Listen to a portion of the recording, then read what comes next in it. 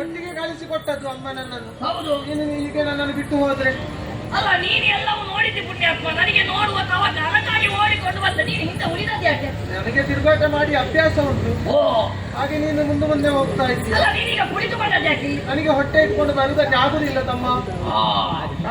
ಮನಸ್ಸು ಕೇಳಿದ್ರು ಹೊಟ್ಟೆ ಕೇಳುದಿಲ್ಲ. ಕೇಳುವುದಿಲ್ಲ. ಹಾಗಾಗಿದೆ ಅಣ್ಣಯ್ಯ. ಹಾಗಾದ್ರೆ ಏನು ಮಾಡ್ಬೇಕು? ಸ್ವಲ್ಪ ಆಧರಿಸು ನನ್ನನ್ನು. ಬಾ, ಬಾ. ಏನು ಮಾಡುವಣ್ಣ ಈಗ? ಈಗ ನಾನು ತಿರುಗಾಟ ಮಾಡಿ ಆಗಿದೆ ಸ್ವಲ್ಪ. ಹಾಗಿರುವಾಗ ಈ ಹೊತ್ತಿಗೆ ಈ ಬಂಡೆ ಕಲ್ಲಿನಲ್ಲಿ ನಾನು ಕುಳಿತಿರ್ತೇನೆ. ನೀನು ಮುಂದುವರಿ ಏನೆಲ್ಲ ವೀಕ್ಷಿಸೋದಕ್ಕೆ ಉಂಟು ಅದನ್ನೆಲ್ಲ ನೋಡಿ ನನ್ನ ಬಳಿಗೆ ಬಾ. ಓ, ಈಗ ನೋಡ್ಲಿಕ್ಕೆ ನಾನ ಕುಳಿತುಕೊಳ್ಳಿಕ್ಕೆ ನೀನ? ಸರಿ ಅಣ್ಣ,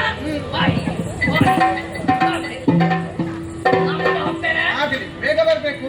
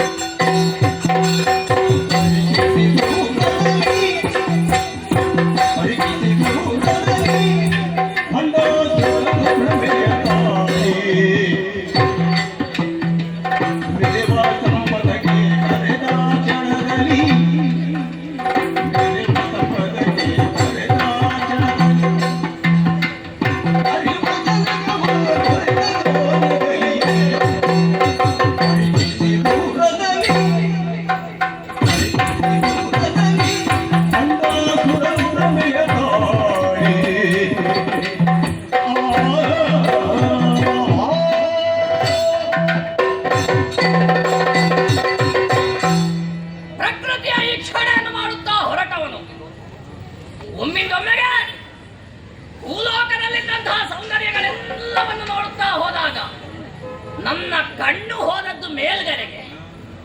ಮೇಲ್ಮುಖವಾಗಿ ನೋಡಿದೆ ಅಂತ ಆದ್ರೆ ಬಹಳಷ್ಟು ಆಶ್ಚರ್ಯಗಳು ಗೋಚರಿಸ್ತಾ ಉಂಟು. ಸರಿ, ನಾನೇ ಈ ಕುರಿತಾಗಿ ಯೋಚನೆ ಮಾಡಿಕೊಂಡಿರುವುದಕ್ಕಿಂತ ನನ್ನ ಅಣ್ಣ ಅಲ್ಲಿಯೇ ಕೇಳ್ತೇನಂತೆ. ಅಣ್ಣ ಅಣ್ಣ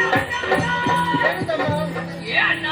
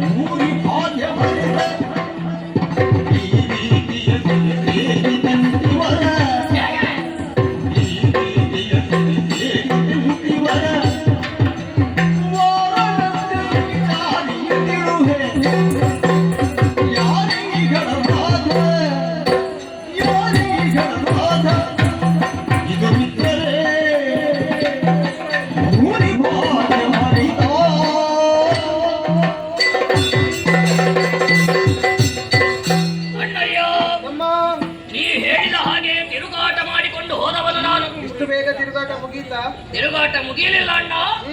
ಆದ್ರೆ ತಿರುಗಾಟದಲ್ಲಿ ಜಿಜ್ಞಾಸೆಯೊಂದು ಹುಟ್ಟಿದೆ. ಏನದು ಅಣ್ಣ?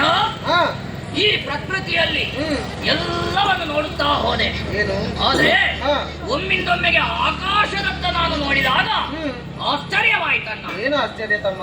ಒಂದು ದೊಡ್ಡ ಸಮೂಹವೇ ಹೋಗುತ್ತಾ ಇತ್ತು. ಹೌದೇ ಅಣ್ಣ? ಅದು ಕೂಡ ಅಂತಿಂತ ಸಮೂಹ ಅಲ್ಲ. ಈ ಮೊದಲಿದ್ದನ್ನು ನಾ ಕಂಡವನೂ ಇಲ್ಲ.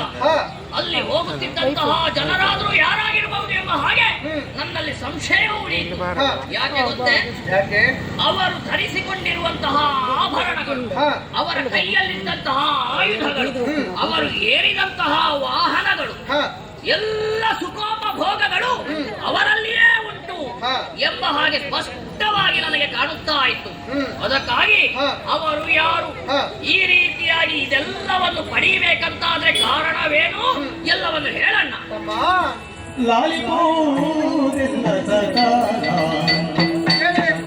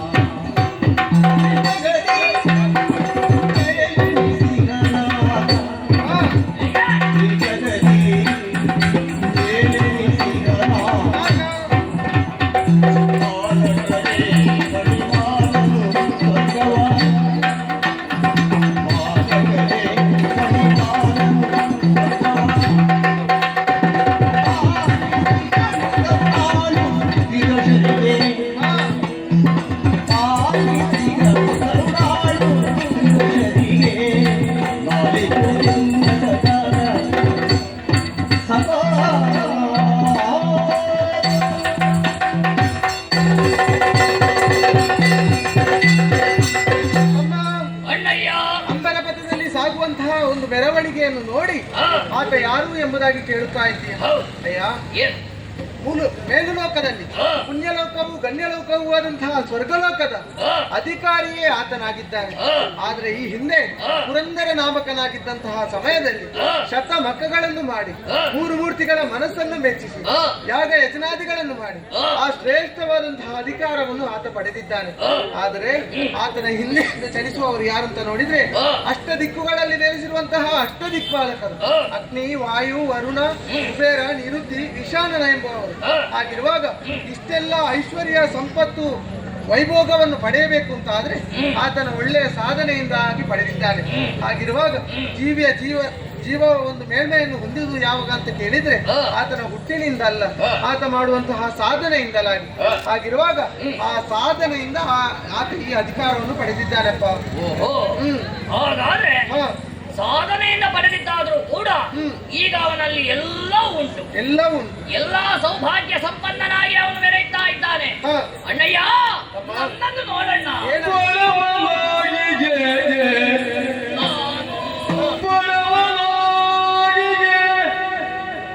ಶಿವನ ಬಲದಲ್ಲಿ ಪಡೆದು ಸಂಪರಗಳನ್ನು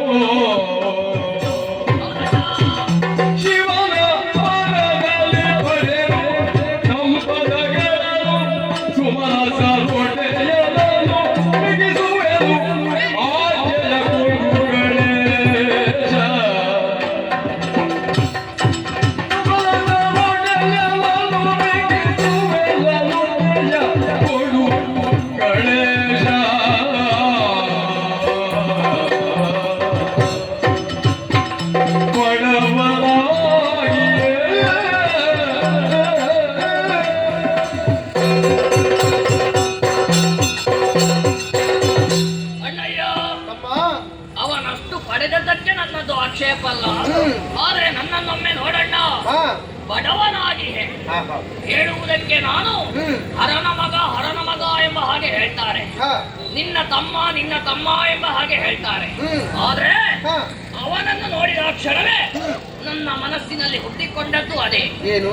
ಅವನು ಶ್ರೀಮಂತನಿದ್ದಾನೆ, ನಾ ಬಡವನಿದ್ದೇನೆ.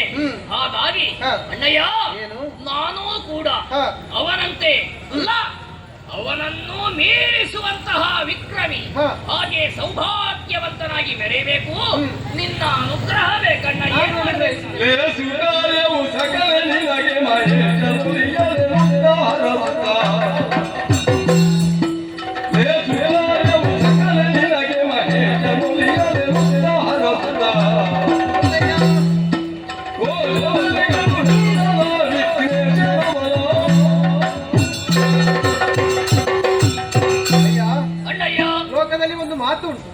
ಸಾಧಿಸಿದರೆ ಜೀವನು ದೇವನಾಗಬಲ್ಲ ಎಂಬುದಾಗಿ. ಸಾಧಿಸಬೇಕೆಂಬಂತಹ ಛಲ ನಿನ್ನಲ್ಲಿ ಉಂಟು ಅಂತಾದ್ರೆ ಸಾಧನೆಯ ದಾರಿಯನ್ನು ನಾನು ತೋರ್ಪಡಿಸುವುದಕ್ಕಿದ್ದೇನೆ. ಅಯ್ಯ, ಸಾಮಾನ್ಯವಾಗಿ ಮಕ್ಕಳನ್ನು ಹೆತ್ತವರು ಬೆಳೆಸುತ್ತಾರೆ ಹೇಗೆ? ಮಕ್ಕಳು ಹುಟ್ಟಿದಾಕ್ಷಣ ಆ. ಕೇಳಿದ ಕೂಡಲೇ ಅವರಿಗೆ ಎಲ್ಲವನ್ನೂ ತಂದು ಒದಗಿಸಿಕೊಡುತ್ತಾರೆ. ಅದು ನಿಜವಾಗಿಯೂ ತಪ್ಪು. ಯಾಕೆ ಹೇಳು? ಕಷ್ಟ ಏನು ಎನ್ನುವುದು ಮಕ್ಕಳಿಗೂ ಅರ್ಥವಾಗಬೇಕು. ಮಕ್ಕಳನ್ನು ಬೆಳೆಸಬೇಕು, ಕಷ್ಟದಿಂದ ಬೆಳೆಸಬೇಕು. ಹಾಗಿರುವಾಗ ನಿನ್ನ ಮಾತಿನಂತೆ ನೇರವಾಗಿ ಹೋಗಿ ಪರಮೇಶ್ವರ ದೇವರಲ್ಲಿ ನಾನು ಹೇಳಿಕೊಳ್ಳಬಹುದು. ಆದ್ರೆ ನಿನಗೆ ಅದರ ಕಷ್ಟ ಏನೆಂಬುದು ತಿಳಿಯುವುದಕ್ಕೆ ಇಲ್ಲ. ಹಾಗಾಗಿ ನೇರವಾಗಿ ನೀನು ಈ ಹೊತ್ತಿಗೆ ಭೂಲೋಕಕ್ಕೆ ತೆರಳಬೇಕು. ಇಂದು ಶುಚಿರ್ಭೂತನಾಗಿ ಲೋಕ ರಕ್ಷಕನಾದಂತಹ ಪರಮೇಶ್ವರನ ಕುರಿತು ತಪಸ್ಸನ್ನಾಚರಿಸಬೇಕು. ಒಂದು ವೇಳೆ ನಿನ್ನ ತಪಸ್ಸಿಗೆ ಒಲಿಯದೇ ಇದ್ದ ಅಂತ ಆದ್ರೆ ಕುಪಿತಗೊಂಡು ತಪವನ್ನು ಅರ್ಧದಲ್ಲಿ ನೀನು ಬಿಡಬಾರದು. ತಪಸ್ಸನ್ನು ಮುಂದುವರಿಸಬೇಕು. ಉಳಿದಂತಹ ಪರಮೇಶ್ವರ ನಿನಗೆ ಬೇಕಾದಂತಹ ಅನುಗ್ರಹವನ್ನು ಕೊಡುವುದಕ್ಕಿದ್ದಾನೆ. ನೀನು ಹೋಗುವಂತಹ ದಾರಿಯಲ್ಲಿ ಶುಭವಾಗಲಿ, ಸುಗಮವಾಗಲಿ. ಹಾಗೇ ಆಗಲಿ. ಸರಿ, ಅಣ್ಣನಿಂದ ಈಗಾಗಲೇ ಅಪ್ಪಣೆಯೂ ಪಡೆದದ್ದಾಗಿದೆ. ನೇರವಾಗಿ ನದಿ ತೀರಕ್ಕೆ ನಡೆಯಬೇಕು. ನಡೀತೇನೆ.